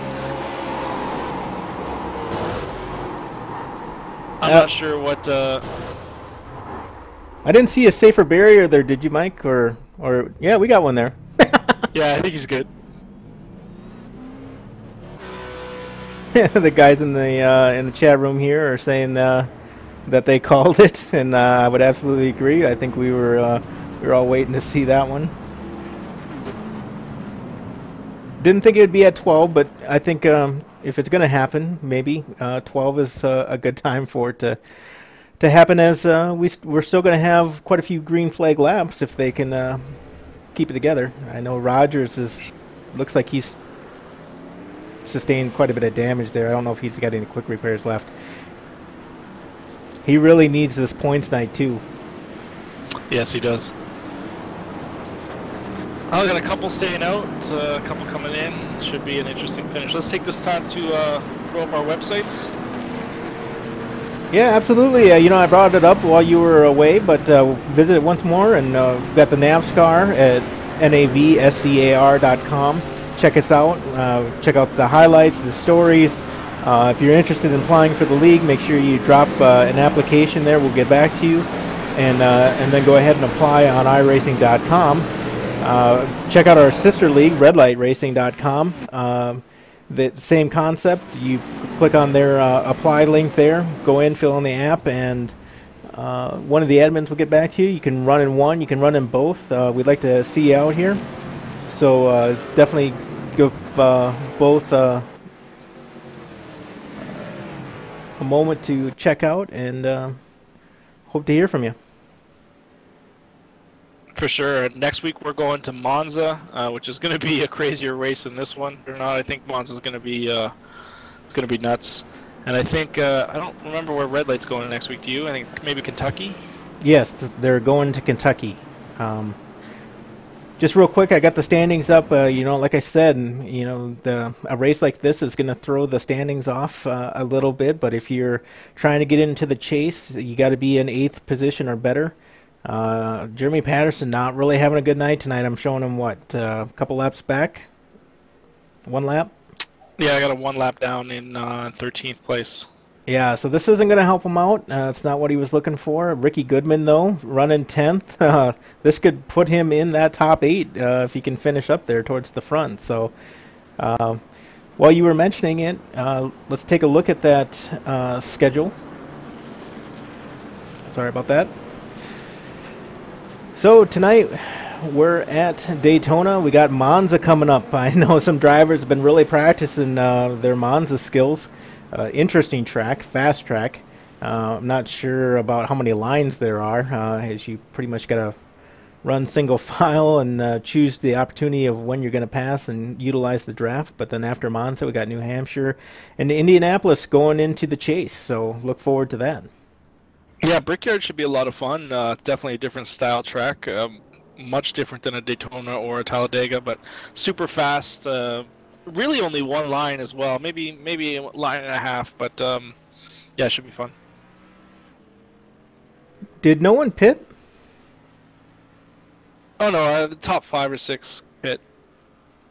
Yeah, a lot of guys came down. Okay.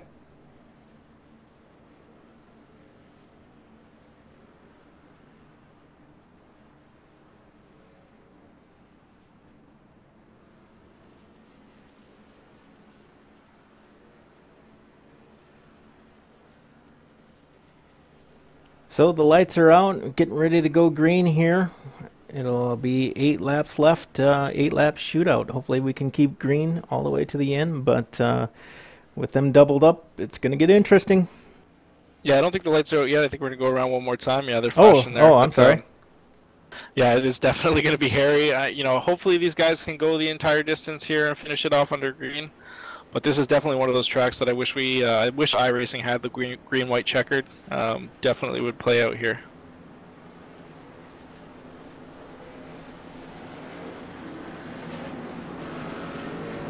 some real strong drivers here up front, and Josh Buckley, who hasn't really been a factor all evening, been in that second and third pack all evening, finds himself in fourth.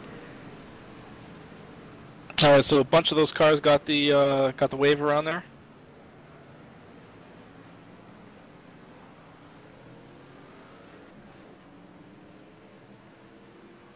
Someone says they see another wreck. Yep. I hear the guys on the radio pleading. They're saying, "Hey, man, I really want this race to finish under green. Let's take it easy." But it's easy to say that. So it's easy to say that. It's a lot different when you guys are racing for position here.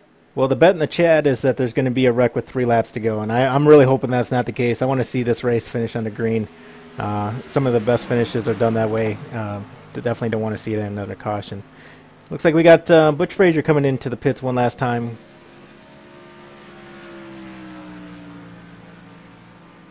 I don't think he's going to make it back around.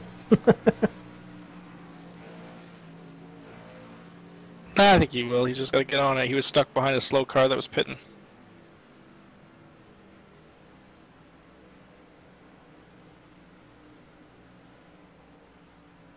Did Jeremy Patterson get his lap back? Yeah, he did. He got the wave around. He just got stuck behind Butch, who was damaged, who is coming in to pit for repairs, but he couldn't pass him.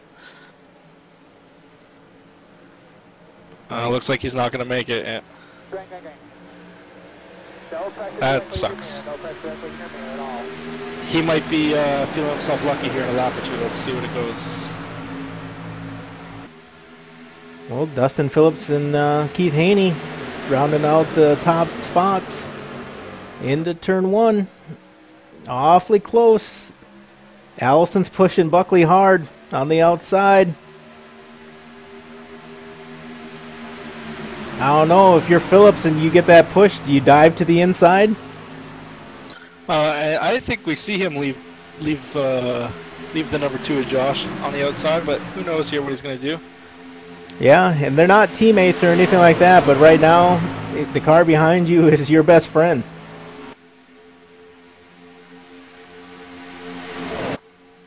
I wonder if we see these guys take it 3 wide here. We got 6 to go coming across.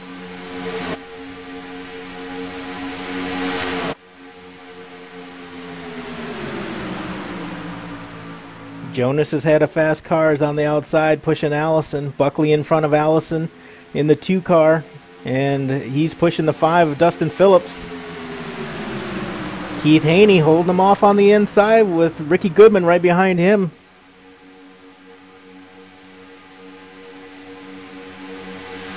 Looked like Goodman was looking a little bit low, maybe trying to cool the car off a little bit. Goodman's bouncing off that yellow line. That's not... oh, man, we're going to go 3 wide here. Yeah, this is dangerous. Dangerous territory.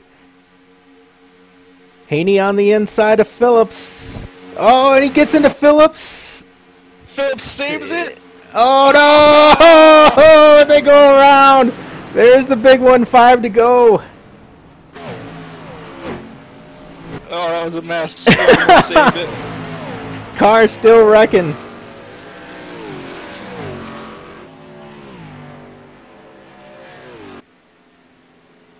This will get interesting. You know, I think these guys, 5 to go, all bets are off. Haney tries to come back up the track, collects the 26 at Dale Albright there, and that just sends them right into each other.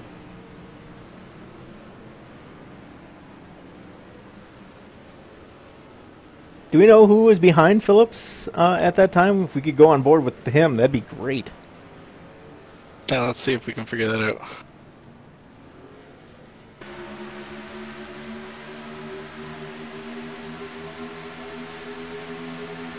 It was 28 of Calvin Allison.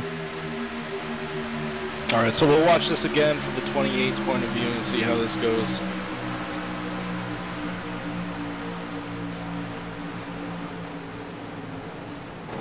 Ricky Goodman in that.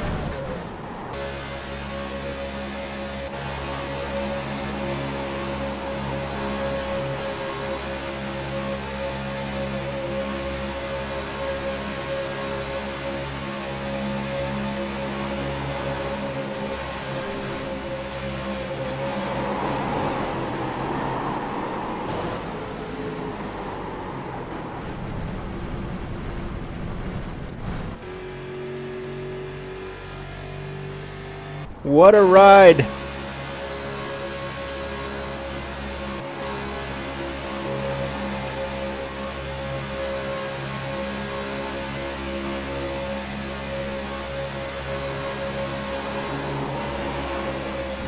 Some of the viewers are asking, why did Keith Haney come back up on the track? You know, I don't know that he did it with the intention of trying to, you know, wreck the field. I think he just did it because to kind of put himself back in line, and you know, he wasn't obviously at speed of where everyone else at.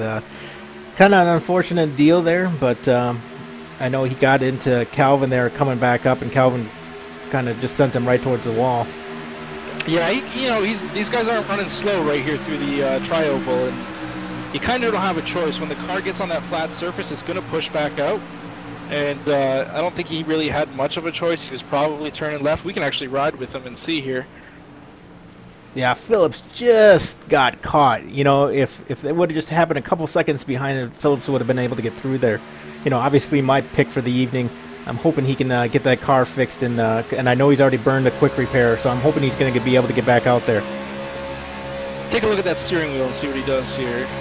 Oh, you know what? It doesn't work in replays. Yeah. Well, I got the camera on it, so he's all over that wheel. And you know, it wasn't a drastic turn to the right, but you know, he was just trying to get back up on the track, and there's split decisions that need to be made there, and he probably thought he had a little bit room to run that lower line, and was hoping that nobody was down there, and with the cars being running in that middle to top line, but it just didn't work out. So Josh Buckley is our leader this evening, going in with 3 laps left, and Jonas behind him, and Keith Haney just behind him. So this looks like it's going to be a 1-lap shootout here. So it should be an interesting finish here. Yeah, and Calvin Allison, he's probably that top, the car closest to the leaders from that lead group that was involved in that incident. It's unfortunate the lights are still on, so that means the race is over. No green-white checkers in iRacing. You know, that was one of the questions in the chat room. Unfortunately, they haven't implemented that yet, but hopefully we'll finish this one under green. So. No, I don't think so. This one's gonna finish. They're gonna get the green and the checker at the same time. So, good race for these guys. Make sure they stay in line and. Oh, that's so frustrating.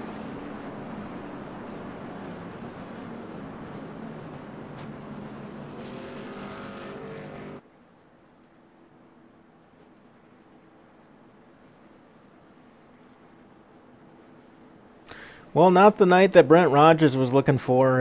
Looks like he's going to end up 19th in this race. It's not going to be a good one.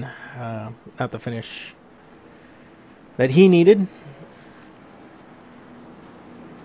Yeah, you know, he's had a bunch of bad luck this season. I don't think he's actually finished a race yet. It's unfortunate. He's just in the wrong place at the wrong time. Nothing crazy tonight, though. He didn't really do anything wrong. Just the way the cards got dealt. Well, how about Jonas coming in second here? Yeah, he was a contender all night. So you know, it's good to see that he was able to get that second place finish. You know, Josh wasn't really around all that much. Like, he was in that second pack for most of the race. So he's definitely, I'm sure he's liking these laps finishing under caution to let him take that win.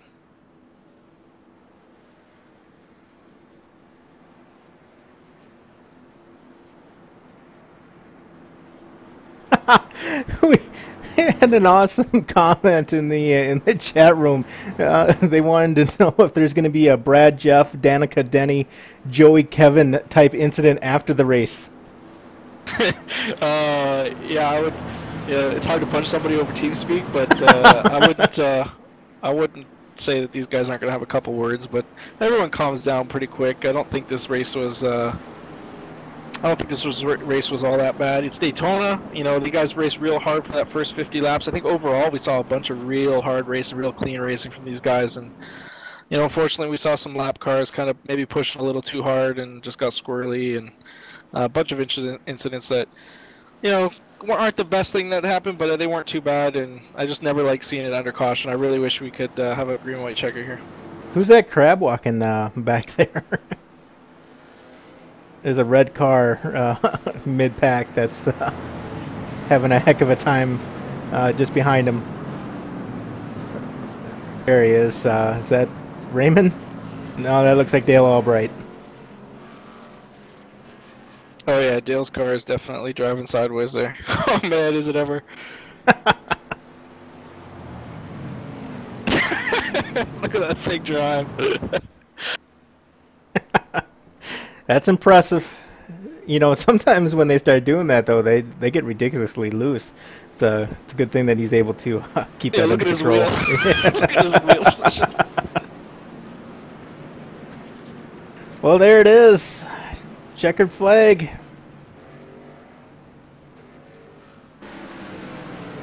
Got some cars pulling off and some drivers congratulating Josh on the win under caution there.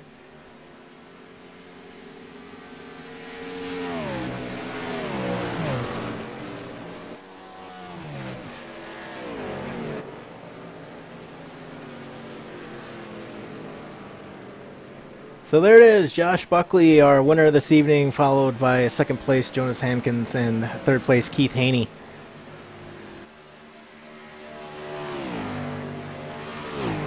Yeah, overall, it was good to see the race. You know, it wasn't a bad race overall, and Josh is gonna like that win. He is the points leader already, I believe, and this is just gonna add to his points lead. Yeah, absolutely. We'll get Josh here in the booth and the top three here in the booth. Get their thoughts on the race here in a second. Joshua Buckley, congratulations, man. I know you don't like winning them under caution like that, but tell us about your race. It got a little crazy. Honestly, just trying to play it safe, sitting, you know, at the back, and just kind of let all the cautions ride out, because me and a bunch of other guys felt like there was going to be a few. I mean, everything came together. It's not the way I wanted it, but you know, I guess I'll take it at the same time. Yeah, win's a win. You can't really knock them. Same amount of points for winning it under caution it is for winning under the green. So, take your points. You are the points leader already, so this is kind of just add to your lead. So, I'm sure you're setting yourself up pretty good for the chase. Most of the race, you look like you were in the second pack. Am I correct? Like that before that second to last caution came out, you guys were about 12 seconds behind the leader. Were you part of that pack? Yeah, that was part of the plan. We weren't trying to stay that far back, but we were trying to stay far back. There was a wreck, you know, we can avoid it, and just trying to wait for the end and make the run. And I mean, caution came out, changed the circumstances, and then here we are.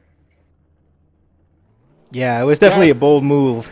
It wasn't an intentional move. It was one of those, I was trying to stay with Dustin there, and he dropped down when I wasn't clear on Keith, and I didn't want to cut his nose off. And apparently Dustin thought I was going to go with him, and then he started to drift back up, and I would have turned him, so I stayed high. Thankfully it worked, though. Yeah, 3 wide racing, you know, with 6 laps to go, it's not something I can fault you guys for. I don't think you guys intended to go 3 wide. I think that's just the way it kind of sorted out.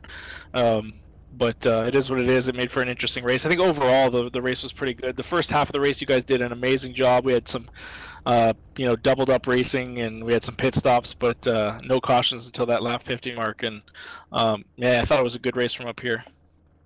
No, I honestly thought it was going to be a little more caution-filled than it was, in my opinion. But, you know, I got to say thanks to all the drivers. They really kept it, you know, especially with only having, 2 cautions throughout this race. That, I mean, that speaks a lot about the people here, so. Yeah, absolutely. And, you know, no extended pit stops this time. So overall, it looked like it was a really good race for you, Josh.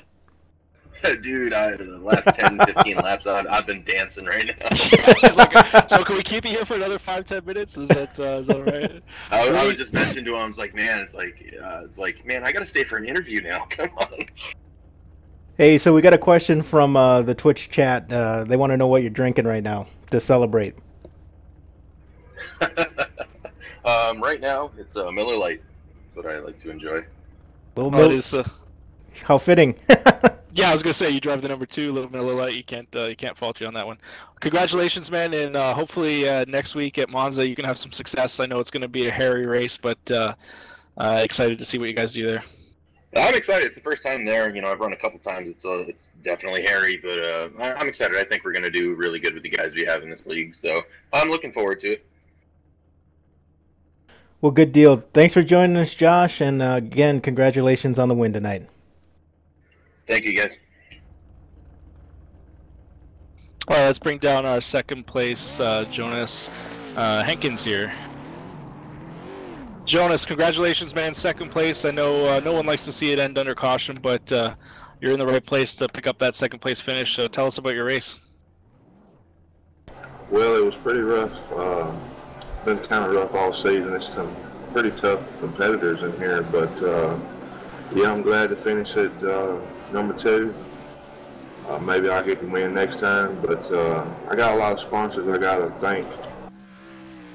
Oh, hey. It's your time, man. Give them a thank. Well, I like to first off thank my wife. You know, she puts up with a whole lot of stuff with me sitting here running this stuff. But also the man on the paint job, he did a real nice job. John Hedrick over there, Love Nuts. Go check him out. And just thanks to NASCAR for having me in here. I really have a whole lot of fun doing this. And I appreciate y'all guys having me over here. Yeah, absolutely. You know, that you've had a heck of a race tonight. You fast all evening. You know, can you kind of talk a little bit about the strategy that you had going in? Did you have a dance partner? Were you just able to hook up with anybody? I mean, what were your thoughts about running some laps here tonight?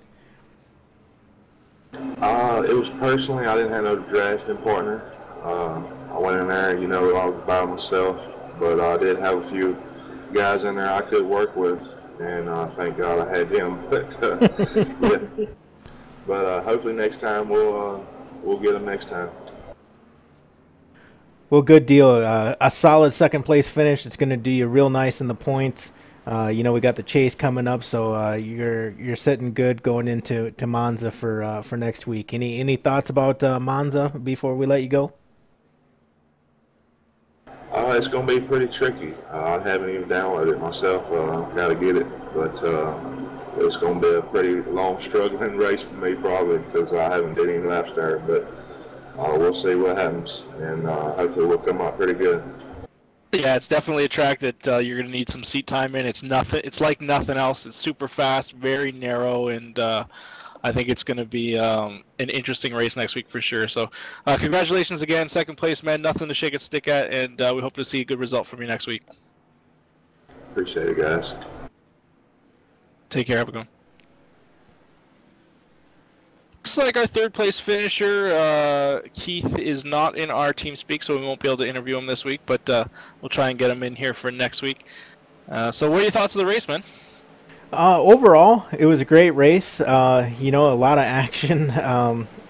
We've seen some unfortunate incidents just due to the drafting and where people were at and had their car at the wrong place at the wrong time.